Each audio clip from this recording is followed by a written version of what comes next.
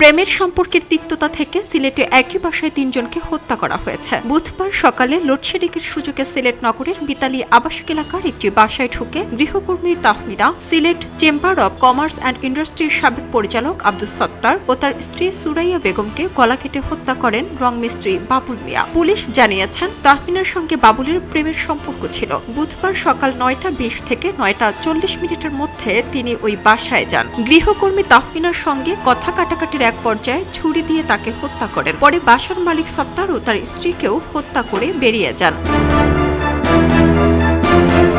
লোডশেডিংয়ের কারণে বাসা ও মিতালী আবাসিক এলাকার অধিকাংশ সিসি ক্যামেরা বন্ধ থাকায় প্রথমে হত্যাকাণ্ডের রহস্য নিয়ে তৈরি হয় ধোঁয়াশা। তবে মহল্লার সচল থাকা একটি সিসি ক্যামেরার মাত্র ১০ সেকেন্ডের ফুটেজে হাতে রক্তের দাগ নিয়ে বাবুলকে হাঁটতে দেখা যায়। সেই সূত্র ধরে তাকে জিজ্ঞাসাবাদের জন্য আটক করে পুলিশ। জিজ্ঞাসাবাদে হত্যার কথা স্বীকার করেন বাবুল। পরে তার দেখানো স্থান থেকে হত্যায় ব্যবহৃত ছোরাও উদ্ধার করা হয়। বিকেল ৫টার দিকে তাকে গ্রেপ্তার দেখায় সিলেট মহানগর পুলিশ। পুলিশ জানায়, বাবুল পেশায় রং মিস্ত্রি হলেও কসাইয়ের কাজও করতেন। তার সঙ্গে ছুরি থাকত। হত্যার পরও তিনি এলাকায় স্বাভাবিকভাবেই অবস্থান করছিলেন। এদিকে নিহত সত্তার দম্পতি প্রায় ৫০ বছর ধরে মিতালী আবাসিক এলাকার বসবাস করছিলেন। তাদের ২ ছেলে ও ২ মেয়ে লন্ডন ও যুক্তরাষ্ট্রে থাকেন। তিনজনের মরদেহ উদ্ধার করে ময়নাতদন্তের জন্য সিলেট এম.এ.জি. ওসমানী মেডিকেল কলেজের মর্গে পাঠানো হয়েছে।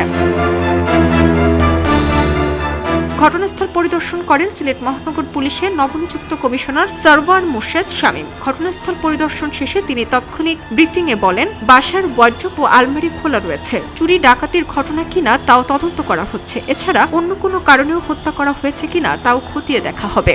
খবরের কাগজ, নিখাত, নির্ভীক, নিরপেক্ষ।